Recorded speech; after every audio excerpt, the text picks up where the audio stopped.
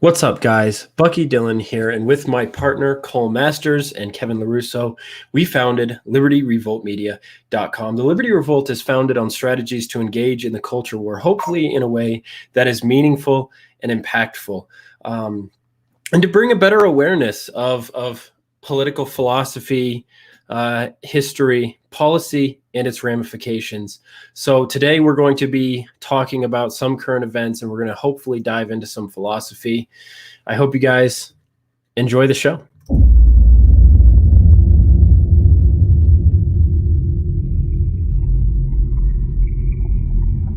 LibertyRevoltMedia.com.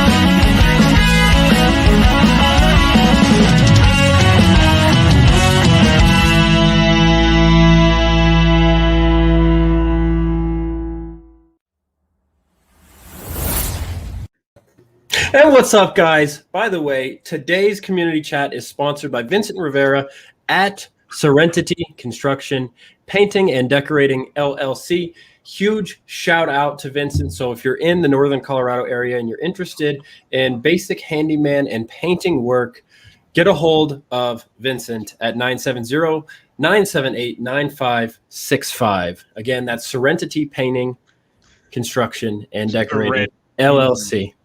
What's up, guys? How you doing today? There's one T in Serenity. Serenity. Okay. You know what? The Afghanistan nannies would be very offended by that. I'm offended by that just because, like, sponsored by I have to continue doing a show with you. Email.com on PayPal. Anthony says it's been a rough year. Miss Miller is back. By paying me. My favorite live stream viewer of all time, who stuck with me during my egregiously early morning show for months. So great to be with you. Well, Kevin, can you give us an update on Afghanistan? Well, we have finally taken all of our troops out of Afghanistan. We may have forgotten about $85 billion worth of equipment, 51 service dogs, over hundreds of actual American citizens, and thousands of Afghan nationals that help support us. But for the first time in 20 years, all U.S. troops are out of the country of Afghanistan. Now taking bets on the over/under. The over/under is 3.5 months until we're back in. So, either of you going to take the over, or take the under? No, I really haven't been following it as closely as I should have. It's kind of a little bit ridiculous. The fact that we finally have all of our troops out after 20 years, except for the fact that, again, we left billions upon billions of dollars to the point where now the Taliban, it took them 4 days to learn how to fly a Black Hawk, and they're flying their enemies around hanging by nooses underneath them. So it's kind of ridiculous. It's disgusting to see what is currently going on over there. I saw a couple of videos today of the Taliban flying around in Black Hawks that we gave them, with people dangling below them by the neck.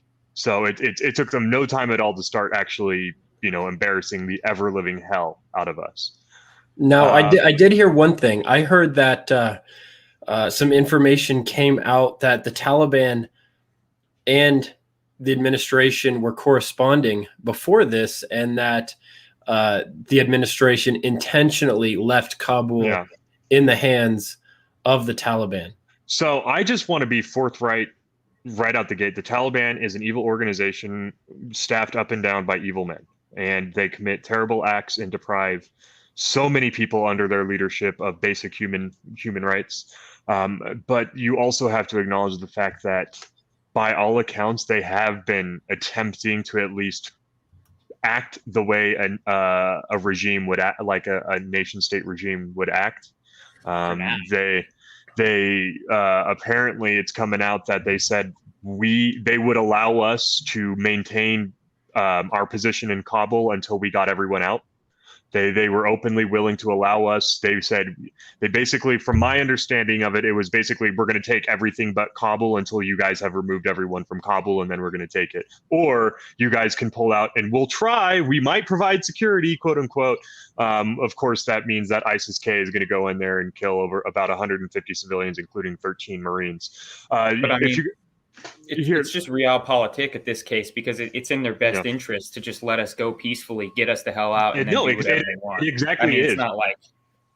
Well, I think the whole world, especially them, understands that what the Biden administration has done with withdrawing without getting all of our people out, and even to some degree the withdrawal at all, is wildly unpopular with the American people. I mean, we saw one of the broadest bipartisan polls that you could possibly come out with in this country, where over 80% of Democrats, independents, and Republicans said that they thought we should leave troops behind until all Americans, green card holders, and people who worked with us were out.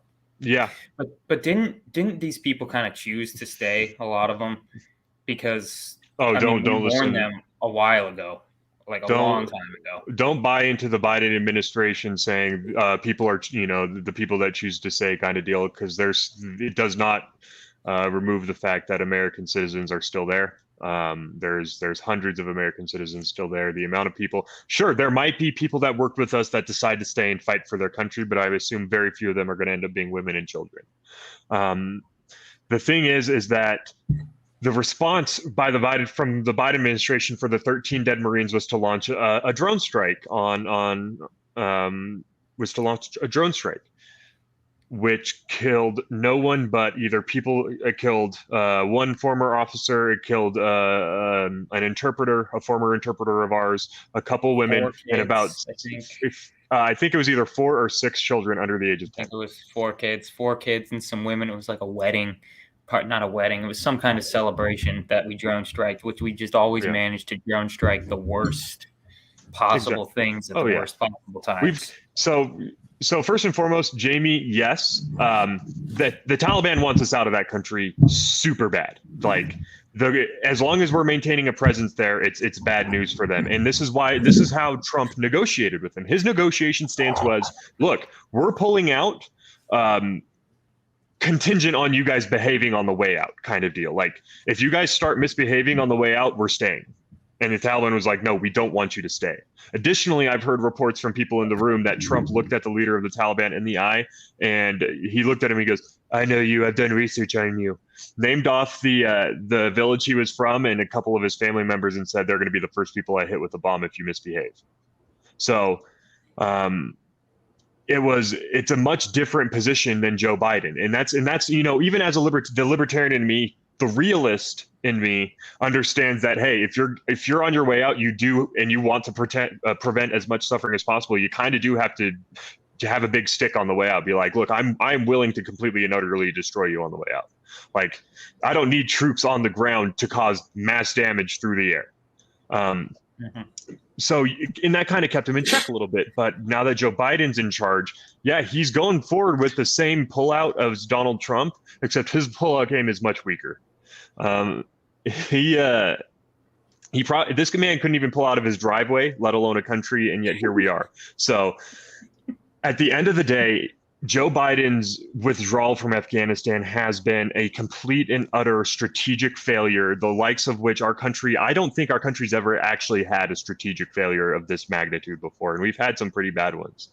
George Washington once put his entire army in the valley, surrounded on all 4 sides. So we've had some pretty bad strategic blunders in our nation's history, but this one has to be the absolute worst one I've ever seen. I don't have to have a significant amount of military experience to look at it and go, so we're gonna keep the area secure until everyone we need out is out. That's literally as far as the conversation needs to go. Yeah, that's going to be the game plan. Get everybody out, then pull the troops out. Bam, your plan's there. It's like, even with all the logistics that would go into what I just said, that if that is the bare bones plan and that's what everybody's game planning for, keep it secure until we get everyone we need out. That and would withdraw be with a big stick. Let them know that if you interfere with our withdrawal or us getting our people out safely in any way, there will be no mercy shown. The part that baffles me is the way this withdrawal was done was as if there was no one else in a room and we let a 3.5-year-old do it. Like there was none of it. It just doesn't actually make sense. I'm sorry, but it's not completely full of idiots in that room. There's some malicious but smart, intelligent people in there.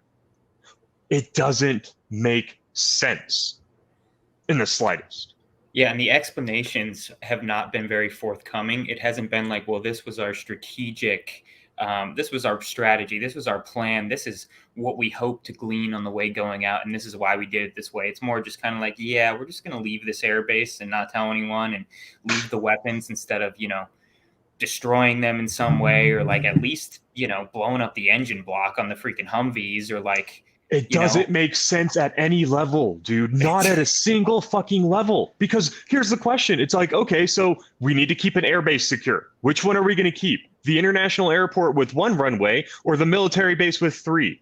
And they chose the wrong answer, right? How are we going to pull our troops out first, or are we going to pull our embassy personnel first? And they chose the wrong one, right? Are we going to take our equipment out, or are we going to leave it behind? And they chose the wrong one.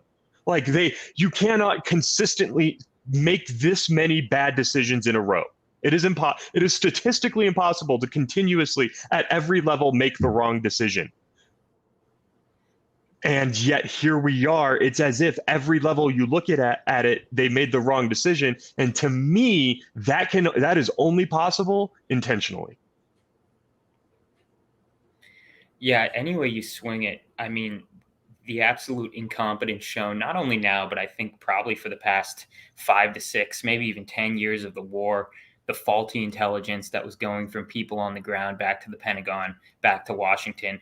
It all just shows like a quagmire of epic proportions that didn't really seek to accomplish anything, and in fact left us in a worse position from 2010 on than we would have been in if we had just pulled out then versus if we do it now. I mean, we did it at the strategically perfect time for like China and Pakistan, right? Because they've had significant amounts of time to connect and draw the dots and bolster their own powers so they can come in and enact their sphere of influence. I mean, these guys are flying Blackhawks. How do you think they figured out how to do it? I mean, I would see probably someone from the Pakistani Air Force just jumped right over the border. And now, it's people say we're destabilizing the region, but if you think that a Taliban government isn't going to destabilize the region just as well, what's really interesting, though. I was going to say, what's really interesting though is like, because the Taliban is inherently going to moderate, because what's going to inherently happen is they're going to legitimize more, which necessitates levels of moderation. I'm not saying that they're going to be moderate by our standards, but they're going to need some level of cooperation with the broader public. Yeah, with the broader public, because especially since it is an instinctfully resistant people that occupy that country. By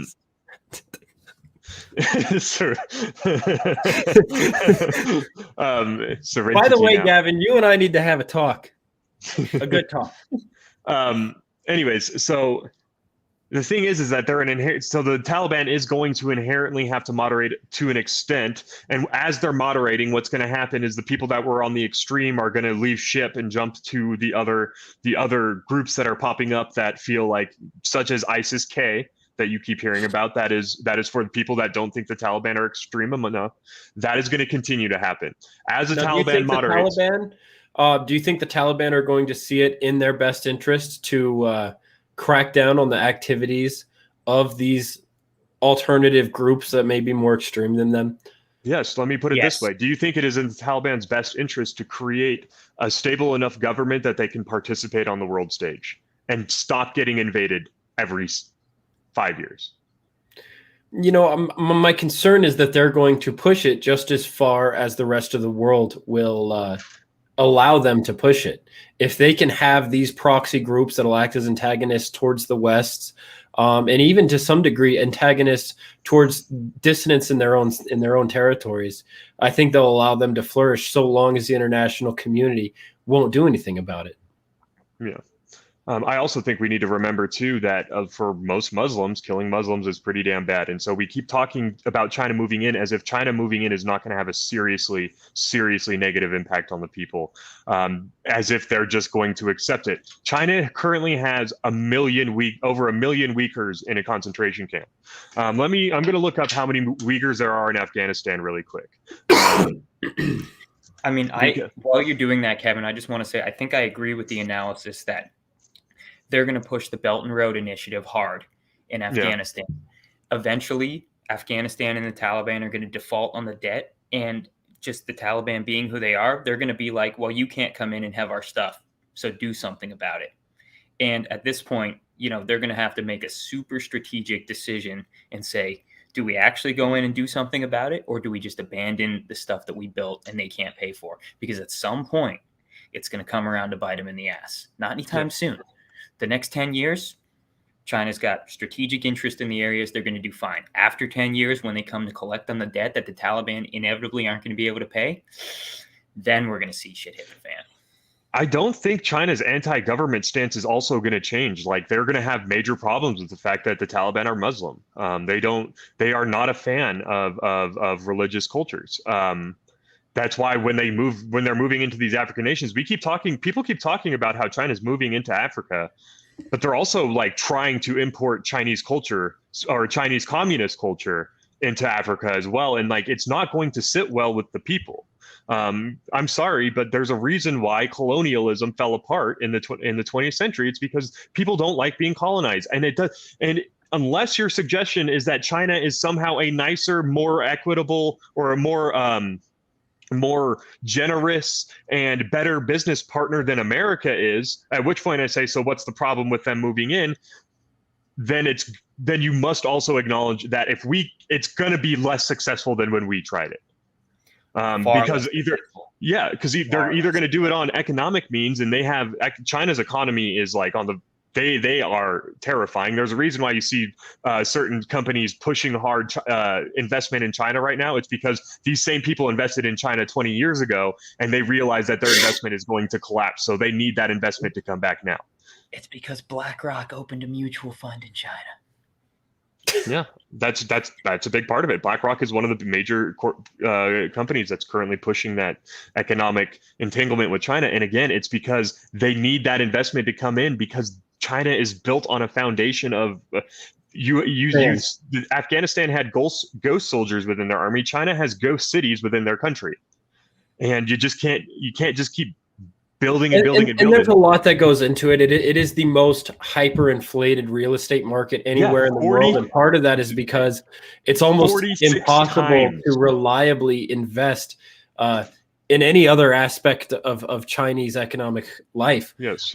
Real estate is one of the only things. And then they have the demographic problem, which is give you some numbers to that really quick. Go ahead. So the cost of living in China, the inflation rate on the real estate market in China is 46 times the rest, like the world average. The cost of living or the cost of property in China is 46 times what it's supposed to be, because you get three houses. Housing price. Yep. The income to housing price and the commodity that is real estate that people actually want to purchase, especially. And this is, as you said, in a country that has entire ghost cities, entire cities worth of apartment complexes that are completely vacant, and yet the cost of living is absolutely outrageous. Yep. I'd argue that the men need houses. I'd argue that their ghost cities are the equivalent of non-profitable companies on the stock market in the US, because the government keeps the price of housing even in ghost cities stable, and therefore it's a more stable investment than having your money in a Chinese bank or having it somewhere else.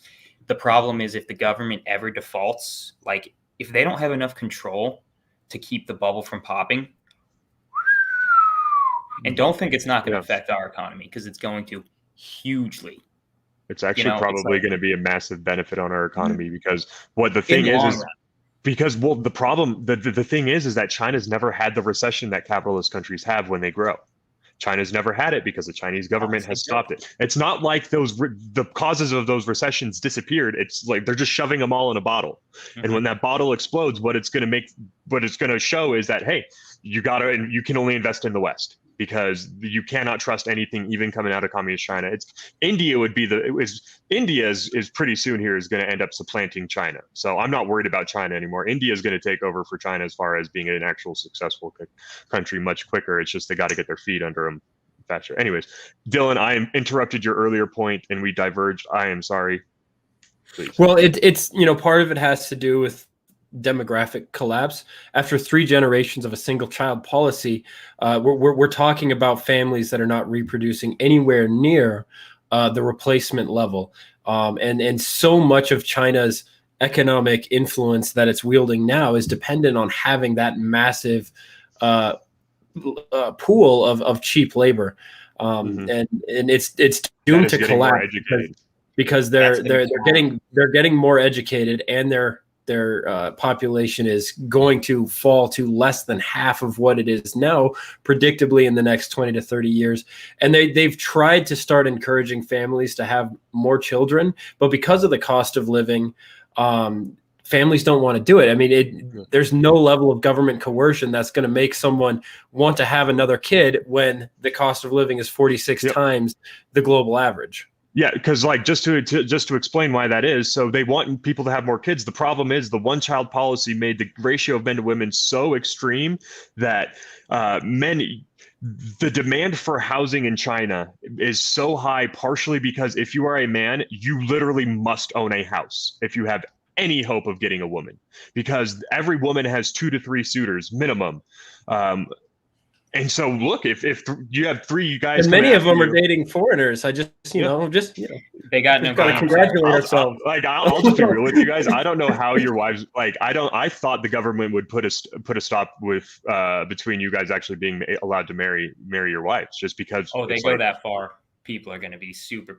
They're walking the line right now. Let me tell you guys some of the new developments that have come out just over the past week. Okay, so they've basically made training centers, which where everyone goes to get their kids better educated, so they can send them to the West or get them ahead or whatever. Basically, made them nonprofit organizations. They just extended school hours by 2 hours, so parents could have to come a little bit later when they get off work. So kids are going to have to stay at school for 2 more hours. They made it so you can only play video games online 3 hours a week, Friday, Saturday, and Sunday. World of Warcraft just got so much better. Facial recognition technology to enforce that.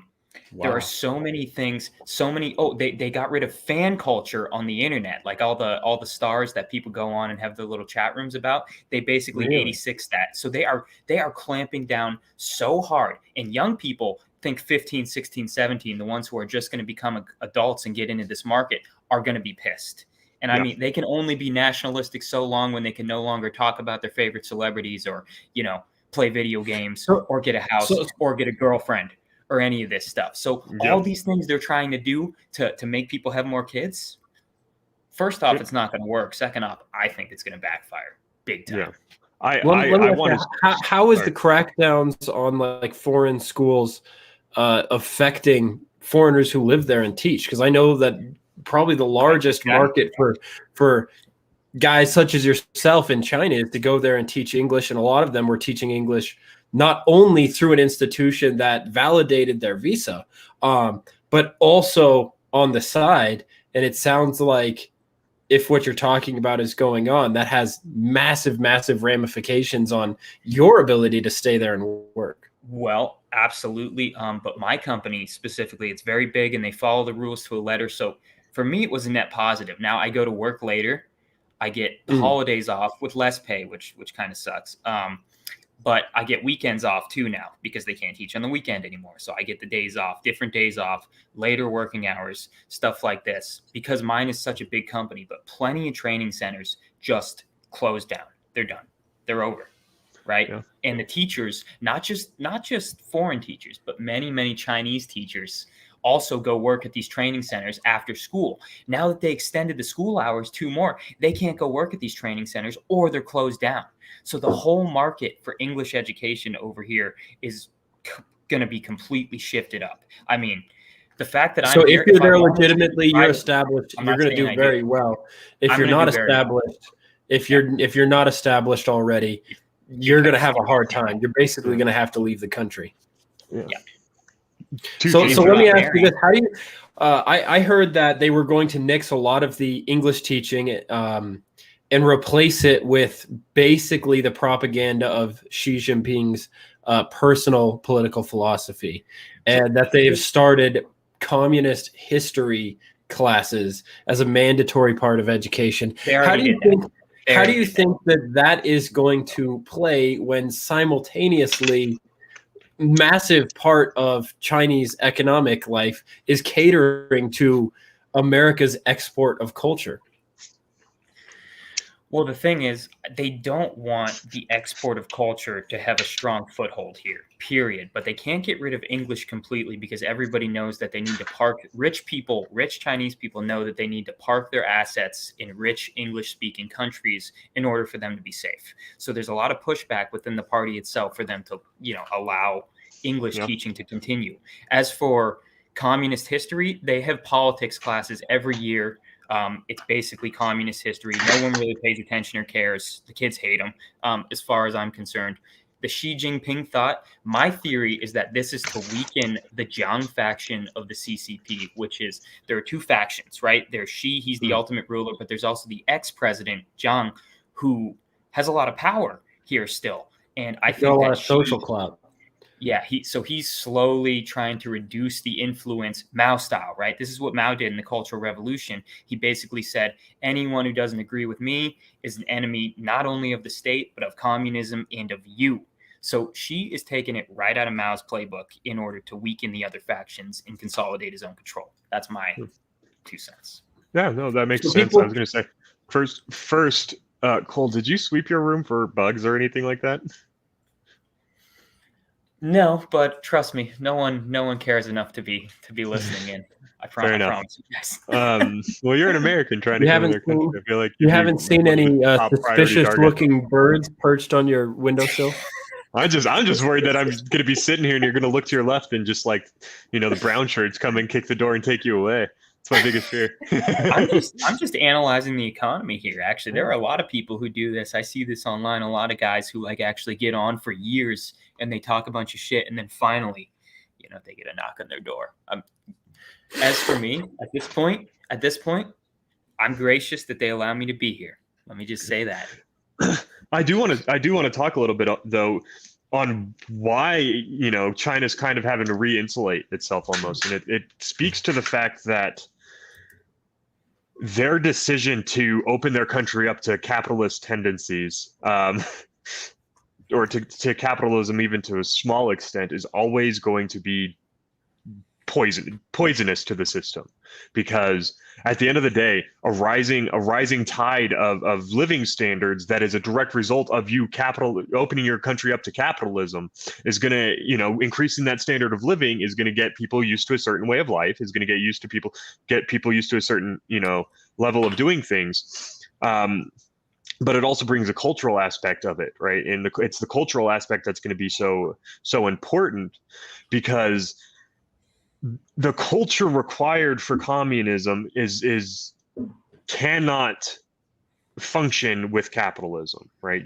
You must have a culture that thinks that the virtues that make capitalism so successful, the free trade of products and ideas, are somehow bad, and hence why you can't participate in capitalism. Everybody has to share everything. Everybody has equal right to everything.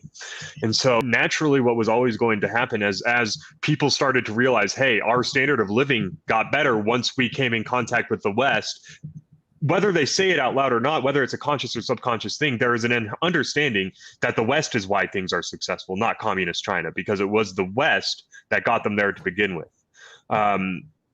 It's stuff coming from the West that gave it to them. Now the Chinese Communist Party does their spin, but the people kind of know. So they're going to run into an issue when American companies, because of pressure from the American people, which is still a more important market share, starts forcing almost a decision for the corporations. China's going to have to start slowly cutting off, stuff like basketball, right? So when Daryl Morey came out and spoke in support of the Hong Kong protesters, they took all Houston Rocket games off of the NBA, off their NBA calendar, which is huge. Houston Rockets are the biggest team in China, for those unaware. Yao Ming, the most important Chinese basketball player of all time, played his entire career for the Rockets, is a god in China, basically.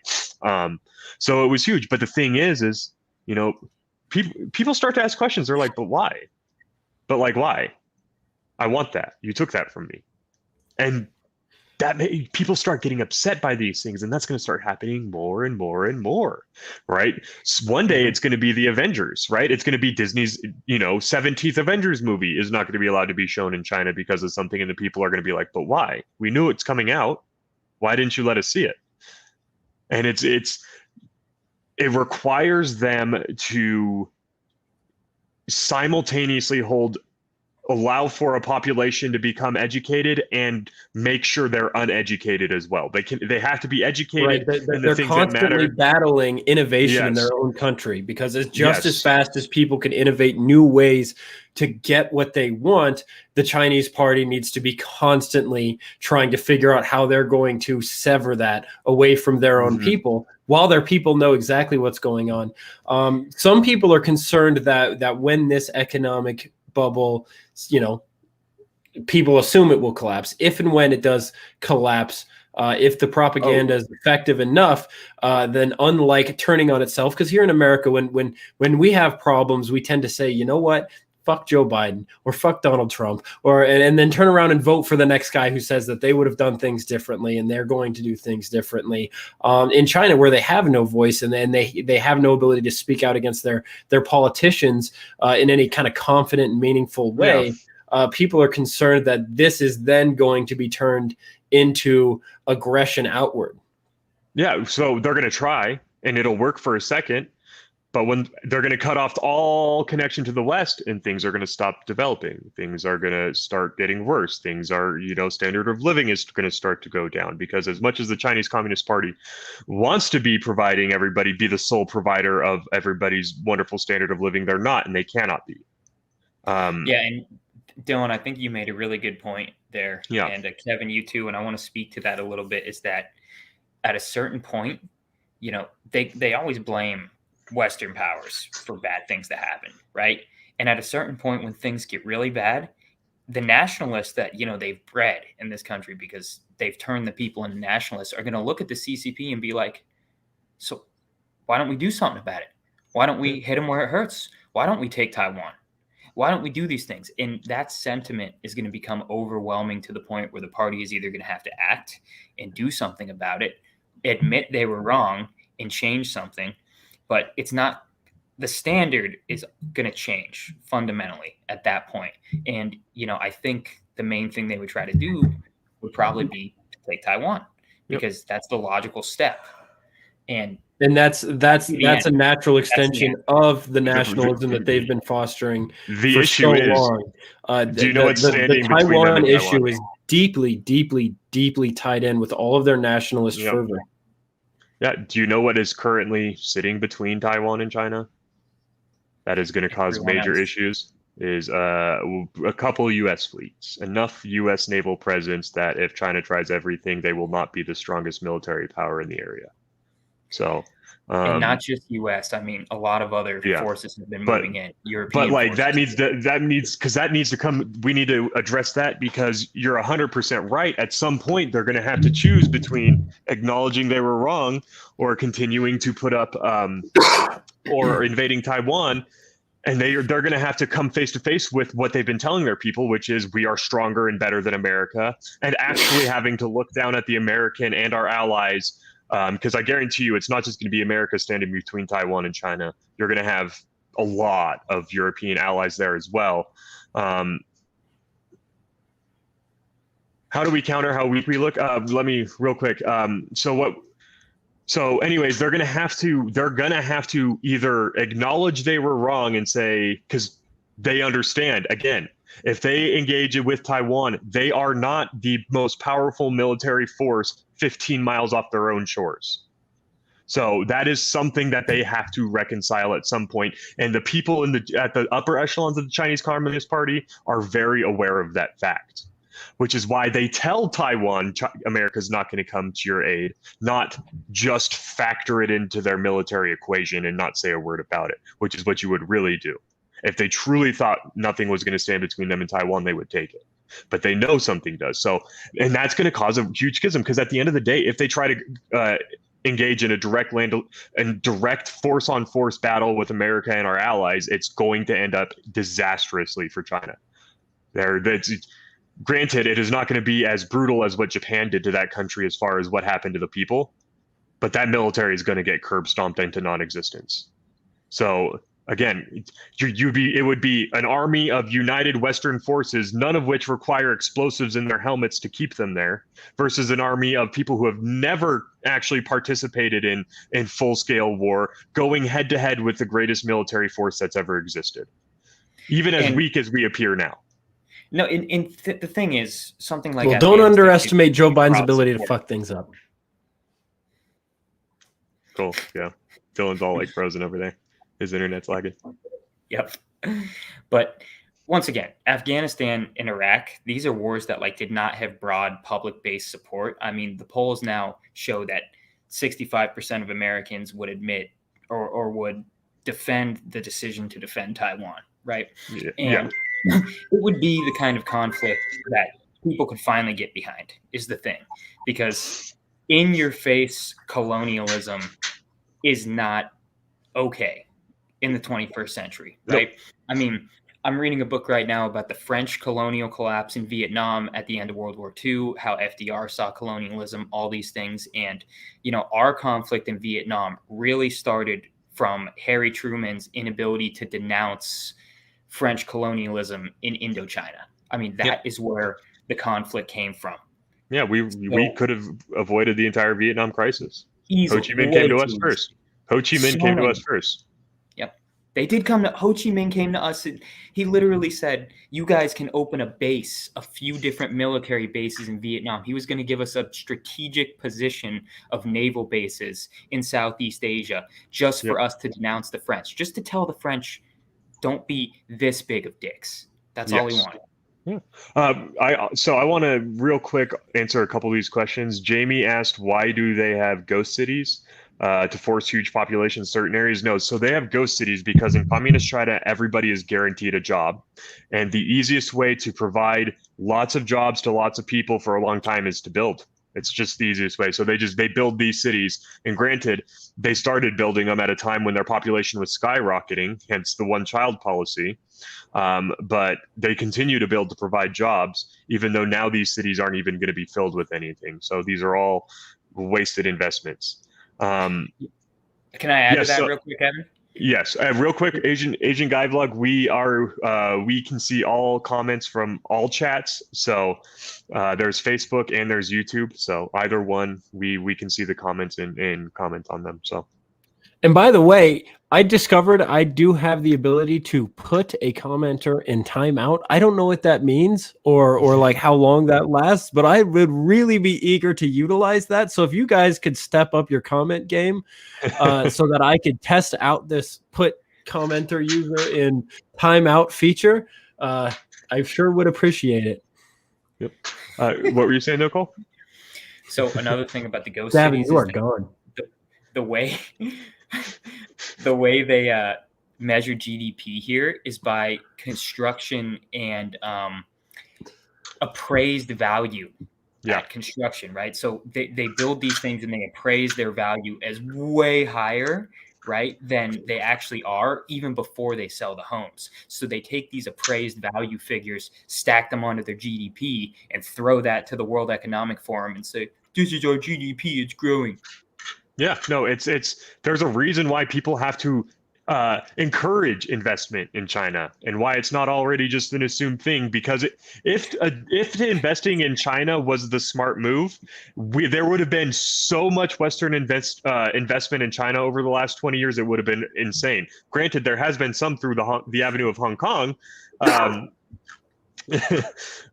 it hasn't. A lot of it has gone through Hong Kong, but in all reality, if investing in China was legitimately smart to do and was transparent, it would be being done. There's a reason why people have to go out of their way to say you need to invest in what appears to be the fastest growing economy on the planet. It's like, you don't have to tell me that. Like you don't have to tell a smart person to invest in China if it's a good investment, but there's a reason it isn't, is because you literally cannot trust a single figure that comes out of that country for any reason. There is no reason to trust anything that is said. Everybody knows this. Every smart person that works in any kind of finance knows you don't trust authoritarian regimes. You never trust authoritarian regimes. Like, not even on a moral level, just on a perfect fiscally example is level. the foreign teacher market, right? Yeah. Right. Like if you were investing in a company that hires English teachers in China, you just got totally screwed overnight. Yeah, and let's also add to that, you can't actually own private, or you can't actually own property in this country. Like all of it is on own stock. Yeah, you can't actually own anything. You get basically play money that for a set number of years, your actions are your own. And then on that 99th year, hey, guess what? Now the government gets all of it. It's all of ours. Well, when you're buying Chinese stocks too, you're buying depository shares, which are basically shares that a shell company of Chinese people registered as a corporation in the US, they buy the shares for you. Jesus, so dude. You don't even own the stock, man. Like, but I'm not going to say I haven't made good money on Chinese stocks. Yeah. But you have to be strategic about it. But let's just look at it. Smart. You know, people invested in like the Chinese version of Starbucks, and then one day their owner got taken out or got removed, and got all this stuff happened on the Chinese government end, and their business had to shut down and their stock price plummeted. Like, Wish, Dude, same kind of shit. It plummeted, I made so much money. But like, yeah, no, but these, like, you can't trust the Chinese market at all. It's there's no real legitimate numbers coming out of it because they need to appear strong. But the thing is, they do ban like any bad news about the stock market over here. So this is like one good thing about the internet censorship for the actual Chinese stock market, like not the American version, is that like when the stock market is taking a shit, they're just like, we're going to wipe that from the internet, and then they stay stable, and then it goes up the next day. Yep. It's a house of cards. Oh, but, but the stock market in general is a house of cards. No, it is. It is. It's a gambler's market. So another question: how do we counter how we look on the national stage right now? So, it's going to be your elections. One of the major problems with our elections is that in 2022 is going to come around. We're going to look around and say, man, Congress fucking blows. Everybody in here sucks. And we're going to go out and vote for the person that has the right party next to their name on the ballot. No, it's if you want to do anything about how weak we look on the national stage, start holding your politicians accountable through the ballot box. Stop voting for the local party's official representatives. Make it a point to only vote for the people that are there as non-party sponsored. Be like, I'm not voting for whoever my local county party put up for election here. We have to be the change we want to see in the system. And that starts by understanding that if you continue to hold the perspective of every congressman sucks but mine, the system never changes because your congressman happens to be the only one that can be voted for. And with an 8% approval rating, I'm sure your guy sucks too. I love that slick plug you threw in there. That was tremendous. You got to hashtag be the change, guys. Seriously. And I do mean that. By the way, Activist Granny 2.0, you should be able to begin commenting again anytime now. So I'm excited to see how this 5-minute comment block has panned out. Yep. Yeah, Sora spent about 30 mil on local Don't say election. his name out loud. He's Voldemort, man. Just remember that. Voldemort is who he is. If you're referring to him, it's Voldemort. He who must not be named. The Asian guy vlog? That gets you flagged immediately, and they'll just pull it. I mean, he can type it, but if we say it, their algorithms will pick it up. So Voldemort is what we is the SOROS? Is that seriously a thing? Yes.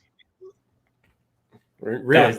It seems as though I violate YouTube standards like literally every time we do a stream, completely unintentionally. Yeah, no, it's I suffer at it. What about Rupert Murdoch, or like, what if I say Murdoch? Are they gonna ban No, you because for that? they love Right. shitting on They Rupert want you to Murdoch. talk about him. Yeah, they want you to They love know you that he crushing on this sucks. guy, right? Yeah, just like the Koch brothers, even though one of them's dead, and they always still reference the Koch brothers. Anytime you hear someone say the Koch brothers, you know that they have no idea what they're talking about because, again, one of them is now dead and has been for a couple years now. Activist Granny is back, baby, and she's looking better than ever. You know, I can't wait to hear from you. It always makes my day when I hear from Activist Granny 2.0. It gets me feeling a little riled up, having a good time, maybe too much of a good time, like the kind of good time where I may have to just shut something up. May have to lag out of existence. Well, Oh my I gosh. do want to speak. I want to speak to Miss Miller's comment real quick about how we look weak on the international stage. Dylan. Yeah. I feel really Ford, good. I feel Gerald guilty Ford. now. Yeah. You should. That Granny goes to timeout. I can't wait to punish you again.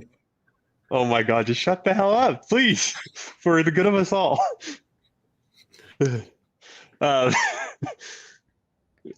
Yeah, how do we counter it? How do we counter it, Cole? Remember that Gerald Ford's approval rating a month after he pulled us out of Vietnam went like sky high. And the one thing that everyone looks back at Gerald Ford for is like, well, he did get us out of Vietnam. So I think, you know, the sparks are flying now, and we're seeing all the really terrible images coming out of Afghanistan. And, you know, it makes for great news in the mainstream media, obviously. But I think in a few months, and especially a few years, that people are going to look back and say, at least we're out. I mean, you already have people on the libertarian side saying that, and it's like, okay, guys, but come on, like, I understand we want to get out of all of our wars, but I'm not a fan of doing it in a way that leaves a military with the helicopters they can fly humans from, like dangling below. It's being unable to actually being unable to acknowledge that, hey, we're already here, we've already caused the suffering. Just ripping ourselves out right away is not gonna change that fact. So how about we do the smart assessment and be like, all right, so our goal is get out, set ourselves the standard of we maintain the city, get everyone out, and we're out. However long that takes, under 2 months, under 3 months, whatever. But it's like, you know, it was so poorly done. The fall of Saigon compared to Afghanistan is like it's nothing, right? And the way we pulled out's a lot different. It's much worse, much worse. We're in a social media age. The images are not. You're not going to just be able to pluck the 3 reporters that were hanging out in Saigon out of there and shut off all images of what's the terrible things happening. No, social media means that we are going to see everything that is currently happening in Afghanistan. Social media means that we're going to see the helicopter footage of guys getting flown around with nooses around their neck. Social media means we're going to see the beheadings. This is not going to go away. People are very upset about this because of just he stranded 15,000 Americans, and I think they got most of them out, but they are still plenty left behind. They did not get everyone out of there. They by no means did. So they're not. They didn't. It's not going to go away. And you think the Republican Party is going to let this slide? You think this is not going to be the #1 campaign slogan? You're right. You're right. This is going to be everywhere for all time and eternity. This is the worst pullout since, Adolf Hitler's mom forgot or dad forgot to. So we're not in a situation where Joe Biden's going to look good for pulling us out of there. I don't think in the long term, because it was so poorly done. We all knew. The thing is that we all agreed we needed to go out, and the same amount of people that agreed we needed to pull out also agree, hey, holy shit, this was a fucking disaster. So I don't think this is going to go away. The 2022 election is going to be very interesting. So the John Lewis bill, I think that what we saw in the $1.1 trillion infrastructure bill was Mitch McConnell doing a good work of politicking, in all honesty. I hate the guy. I hate the establishment. I hate the government. So just from a purely political, analytical level, what he did was a really good piece of politicking.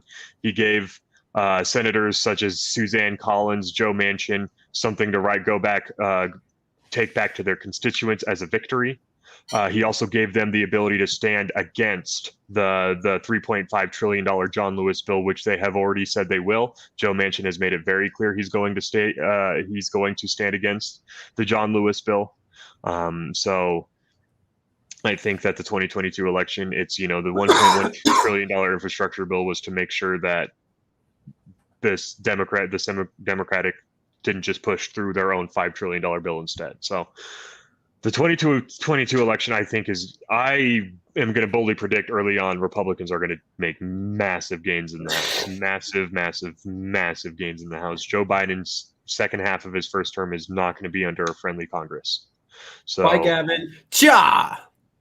So, yes. I just got to say, Kevin did warn me against saying Voldemort's name, and immediately my internet connection went just completely out. So, yes. Duly noted. Noted. You can't say he who must not be named, okay? We got to.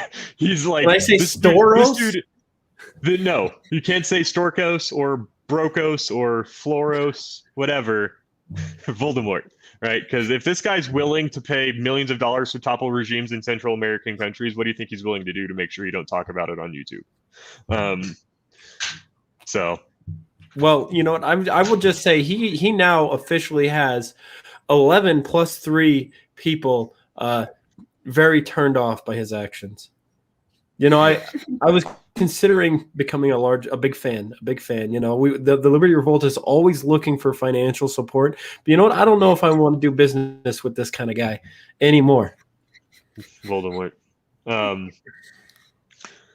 But yeah, so there was another question that was up that I wanted to address. Yeah, so we talked about the John Lewis bill. Yeah, so the John Lewis bill I don't think is getting passed because the $1.1 trillion infrastructure bill that went through was to make sure the John Lewis bill did it.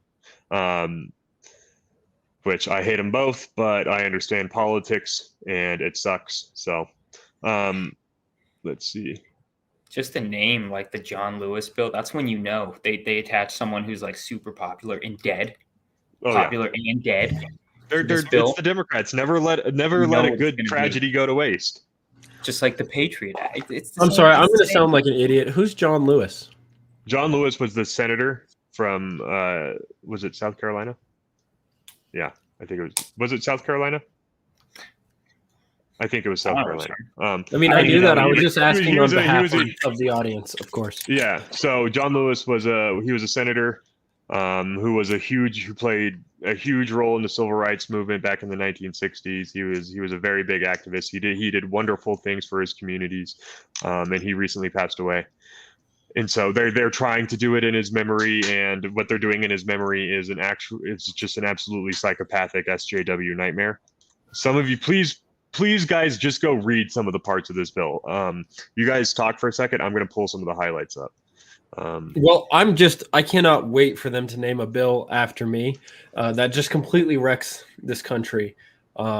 Man, it's the voting rights bill. It's the voting rights bill. The John Lewis bill is the voting rights bill. My bad. I forget what the name of the other one is. Vote without an ID. Why don't we just start naming bills like the Jesus Christ bill, the Martin Luther King Jr. bill? Republicans would be a lot more popular if we just hopped on board with the sloganeering and the way that we named our bills. I'm very interested to see what happens with the John Lewis bill, because it is a legitimate direct violation of the Constitution of the United States. The Constitution of the United States clearly lays out that states are to be in charge of the voting process. So that is, the John Lewis bill would remove the state's right to control their election process and manage it itself. It is what people don't understand. That is one of the checks on the federal government. Give states the right to actually administer the vote themselves. Yeah, it's voting suppression for Republicans. the data just does not back up anything the Democrats say, and it's just like, why can't people do a simple Google search? They say that black people have their vote suppressed. Well, a simple Google search into what percentage of the population of the black population voted relative to how many registered voters there are would show you black people vote at a higher rate than any other racial or ethnic group in America. They vote a higher percentage of the black population that can vote does vote than any other racial group in America. That alone should tell you, oh, this bill isn't necessary then. So it's an absolute farce. It's to make official the kind of corruption that went down in this past election, because as I always say, I don't believe the election was stolen at the ballot box, but that does not mean I don't think funny shit wasn't happening at the ballot box. And it was made all easier because of the policies that were the voting policies that were put in place beforehand. So I think George Bush stole the election in 2000. You think voter ID laws are racist? Wait till I tell you about vaccine passports. Oh yeah, that's one that no, they but have really, to wrap their head around. we should require a vaccine to vote in this country. Just as evidence that you have some level of empathy for your fellow citizen. Wow. I'm gonna put you, man. We're getting you on the left. Dude, I think we just got bumped up in the algorithm. I saw a few views. I saw a few views pop up there. Let's make our next episode us only talking about the positive merits of socialism and see how many viewers we can get in one episode. Are you guys? Is everyone in the crowd down to see if it does anything? Because I would be down. You know what? At this point, with this level of viewer participation, look at this: 10 viewers, only one reaction this whole time. Come on, guys, give us a little bit of encouragement, or we're changing the game. Okay, yeah, ladies and gentlemen, thank you for tuning in to the Compliance Report. I'm your host, Bucky Zedong. They call me the Pander Bear. Look, I'll do whatever it takes to get viewers. Socialism is the greatest thing that's ever happened to the world. Billionaires Socialism just means alive. that we get together as a community and we take care of each people. other. Everything is just for the good of the people, guys. I'm just here to get enough info on you guys that I can dox you so hard that your lives are going to be completely destroyed. You freaking neo-fascist. Dude, you have access to our private chat. What more do you need, sir? What more do you need? I live at 1601 Pennsylvania Avenue, Washington, D.C. Wow. Yeah, go there. You know what? You know how committed to ending white supremacy that's I am? the White House. I have actively ended it within my own bloodline. I'm currently creating more Chinese in the world right now, just to stand. Voldemort's really pissed at you tonight. Voldemort's like hopping into your internet feed there. You know what? Did I block? You appreciate it. So that's all that really matters here. As long as the activist guild appreciates us, then that's all that matters. Hey, you know what? I'm just here to love, man. Means some of that love from activist Granny 2.0 gets redistributed my way, then I'm all for it. Look, I got plenty of love I could redistribute all over you, man, but we're not going there. Dude. But anyway, I'm trying to get some hot, sticky journalism all over the place. Oh, have you heard some of the journalisming that's going on? Jim Acosta literally said we probably shouldn't be giving Biden so much hate right now. He's over there. You got people like trying to say that this is Trump's fault. It's like, no, this is definitely not Trump's fault. What's going on in Afghanistan?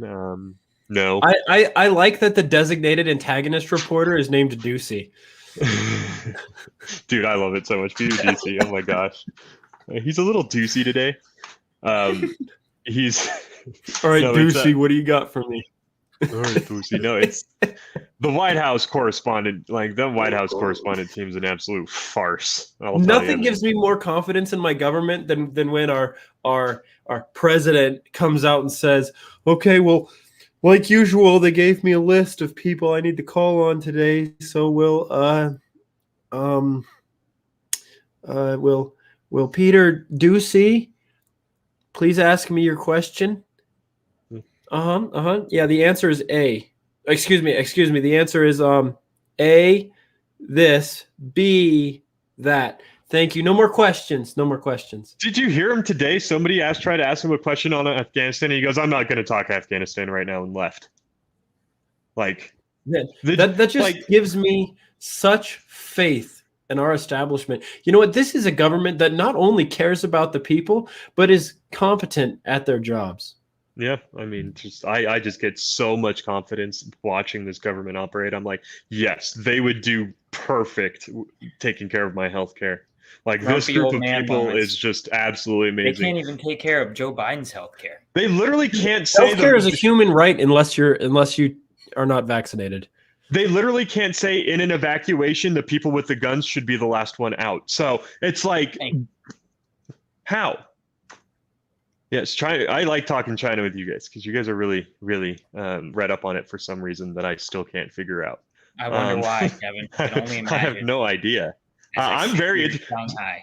legitimately though. I am very interested to see It's how the this red limiting woman. video games down to an hour is going to go over because Chinese kids play a lot of freaking video games. Dude, When I had 5 Chinese roommates, I swear to God, every single male in the house played video games from the moment they got home from school till the moment they had to go back to school. Dude, I found out that one of my roommates who had like a really good looking girlfriend didn't spend any time with that. I found out they were both virgins. They didn't spend any time together because all he wanted to do was play video games. I mean, literally, when we moved out of the house, we had to wrestle to get our security deposit back because of the sock stains left where they would sit in the loft and play video games. Well, what you're seeing is just a gradual is what happens when the progress that was made in America isn't gradual, right? They went from basically in the 1970s, like 1969, China was like a non-developed third world nation, right?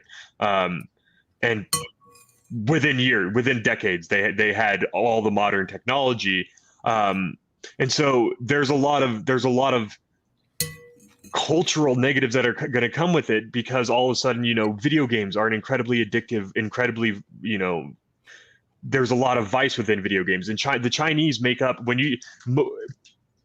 mobile video games, phone video games make absurd amounts of money. What do you think the most profitable video game in the world is? Do you think it's Call of Duty? Do you think it's Grand Theft Auto? No, it's like Should pub be. battleground, Yeah. some pub battleground nonsense. I don't even know what that it's microtransaction heavy. It's mobile games, right? It's Chinese gacha games, basically, where you have to pay tons and tons of money. Well, there's a lot of status symbols to be found within these video games. Paying for the best armor in the game that is clearly paid for is a status symbol. Like, yeah, I have the money to do this. They're called whales. They spend a lot of money in these games. They have legitimate, super popular Chinese pop TV shows where the whole premise of the TV show is that the guy and the girl, like the whole TV show's romance is based off of, both play the same video game, and they go to work and they come home and they log in together and they play video games together, and that's like the whole plot. That's like the romance, everything. Yeah. You're gonna have fat Western dudes salivating if you don't shut up, dude. I'm telling seriously. you what. Like, I'm like, They're man, gonna be this over place here. sounds pretty damn Anyone good. from Jesus. Reddit who's listening right now is like slobbering on their neck beard. Oh my god, really? Yeah, Oh dude. yeah. Go to China. Yeah, Oh, no, yeah. seriously though. I might go over to China shit, but Dude, it's like, join the team. but this is very interesting to me because like this could have a serious impact on the video game market specifically because they're a huge source of revenue for a lot of these things, right? Mobile game in-game purchases. And for you parents out there, do not ever let your child have your credit card for a video game because they can turn your credit card into virtual currency in their game that allows them to buy stuff that has no actual physical value beyond pixels on a phone screen. And I say that as someone who plays video games quite a lot. I can speak to the TikTok question. So TikTok did a really smart thing with their videos. On Instagram, if you post a video, maybe you'll get 100 views, 3 likes. With TikTok, they intentionally bump up the algorithm in your favor when you create an account or when they see that your attention is waning to give your video 100,000 views and 20 comments, something like that. So it feeds into the addictive part of our social media minds, and they've perfected that. Whereas like Instagram has lagged behind. So that's why TikTok, and not only that, but they have hundreds of thousands of false accounts, and then when you say things in favor of the CCP or in favor of social justice warrior propaganda, they love it. They ramp that up. They will AstroTurf your viewers like nobody's business. And hey, here at the Liberty Revolt, where we have like 9 people watching us, I'd go for some Chinese AstroTurfing right now. I'd go for it. It'd be nice. We're about to start a TikTok. We haven't figured out which one of us is pretty enough to be the TikTok, the face of the Liberty Revolt TikTok. So if you guys want to let us know in the comments section, and please be gentle to my co-patriots here, but please let them know which one of us you think should be the Revolt TikTok. Is it I, Bucky Zadone? Let me just do a little of this. Remove my broken glasses. You guys. I, Judas Stalin. I am Judas Stalin. And we got Cole Masters, I guess. Dude, you gotta Cole Adolf Masters. They're not showing the names on here. I know. I'm a little.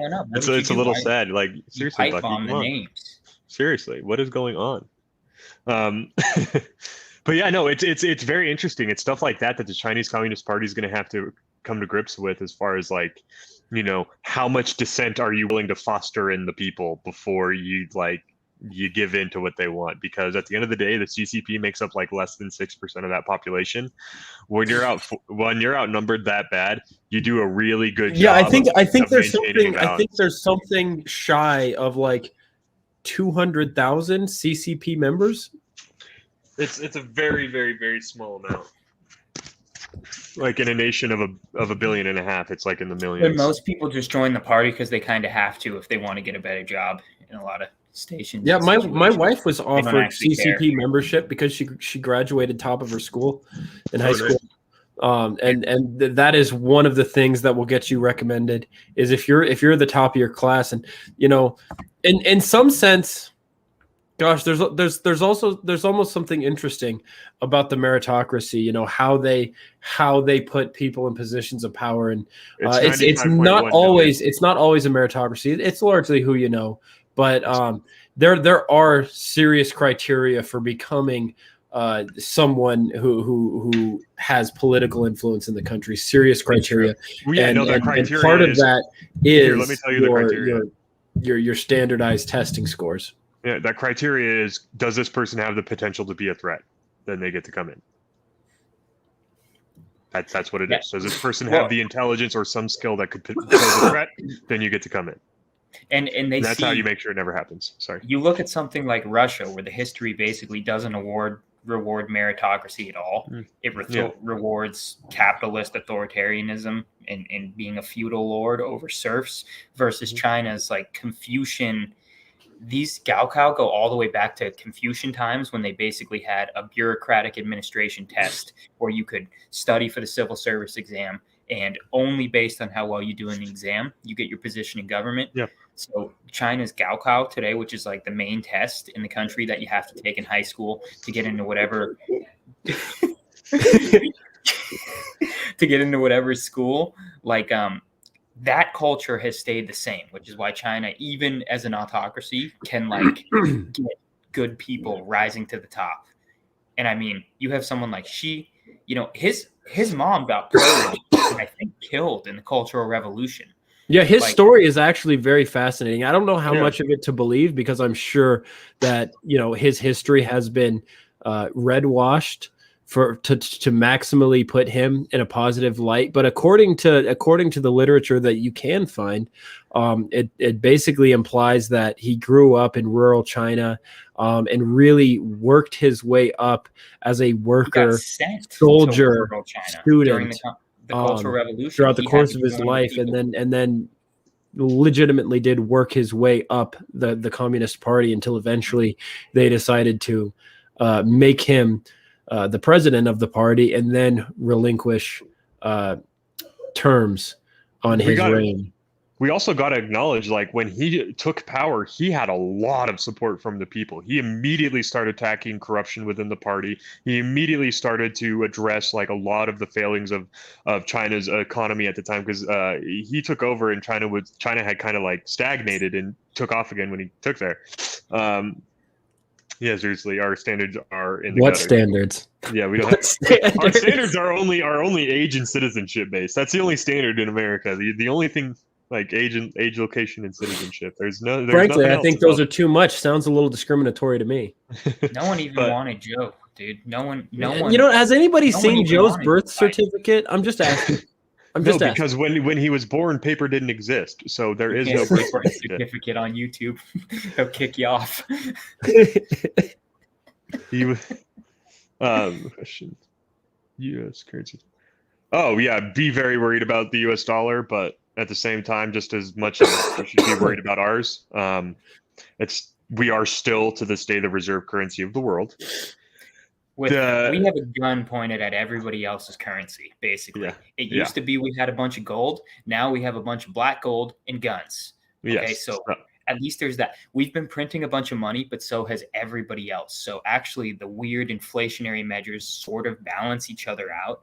Like, it's not like, the yen became so much more valuable because there wasn't an economic crisis here. There was. Everybody slowed down. And the fact that everybody had an economic crisis at the same time means that even, what we'd say hyperinflation is going to go on par with other currencies, which is going to keep us the reserve. Yeah. As long as we're the reserve currency, we're doing all right. But Social Security, we have trillions and trillions and trillions and trillions and trillions and trillions and trillions of dollars in unfunded liabilities because of Social Security, which is another thing, right? China, Social Security in America is bad, right? We have 3 people paying in for every 1 person taking back out. China, do you know what that ratio is? 3 people paying in for every 1 person taking out. And most of their population is getting to retirement age, and they're living a long time once they get there because of the one-child policy. There is, like, as bad as our situation is, like, China is worse. And ours is pretty astronomically bad. Like, we need to take all of our Social Security and put it over into we just need to privatize it. We need to privatize Social Security because I would love to argue with you about this, Kevin, and perhaps someday we will. But I just heard the food guys come to my door, and as you guys know, I'm beholden to my eating schedule. So, all right, I guess we're losing coal. You know We're what? losing coal to the Chinese quarantine. Yep. But hey, you guys. I'm being socialized. Stay safe there, bud. Yeah, I'll be fine. I'll talk to you guys. And that being said, this has been a long one. Yep. So we can just finish. Let's finish addressing the Social Security thing, and we can call it. Yeah. Yep. Later, bud. Yeah, the Social Security, the privatization of it is just to say that rather than, because as of now it's it's basically an interest-free savings account, just to allow it to at least grow with the market at the very least. That would help. That would actually allow it to pay for itself if you let it grow with the market. The compounding interest would make it solvent, but because they won't do that, it's our biggest. It's the biggest can we've kicked down the road. I'm not even sure what this means. Is that a candidate for privatization? Yeah, but I guess on that note, just know that there are things that can be done about Social Security that could save our economy, but I don't think any of them will be put into place. So there's your optimistic pill of the day. On an optimist note, the electronic currency that may not be called the Fed coin, sure will be convenient when we can start paying for everything on our phone. Won't that be nice? By the way, I started looking into what modern monetary theory is and trying to kind of get a grasp of it. It sounds like the essential premise, and let me know if this sounds right to you. It sounds like the essential premise of modern monetary theory is that no amount of government spending imposes the risk of inflation or any other dangers, because you can give the currency value to accommodate that inflation by taxing it back. And then this is kind of with the acknowledgement that there should be a government entity that spends money into the economy, taxes it back into its own coffers, and then destroys it. The problem is we never destroy it. Nobody wants to be the one to burn their dollar. No, the easy solution is turn all dollars that are currently in bank accounts into actual real dollars and burn the ones that are just sitting in the account. That's how you solve it. Burn the ones that are, because the banks also whenever they get like a government subsidy, they basically pocket half and distribute the rest, even though they're supposed to distribute all of it through loans and such. But they pocket it. Let's just go in, have them convert that to actual dollars, have their account read 0 and the dollars be in the foyer, and just burn it, Joker style. That's how you save it. Jamie, as long as you get your vaccine, shut the fuck up and do what you're told. You don't have anything to worry about. Yeah, seriously, just stop questioning the government. At what point are you going to understand that these people know what they're doing? They know what's best.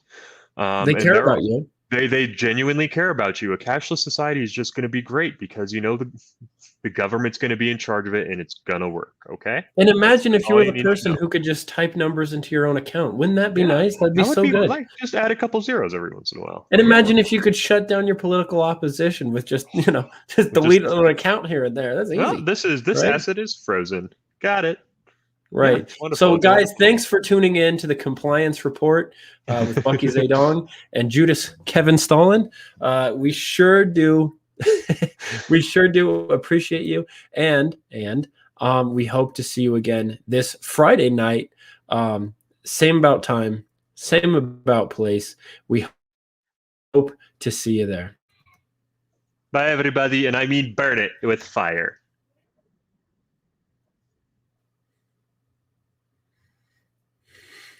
Literally burn it with fire. Just light it on fire. All the money's gone.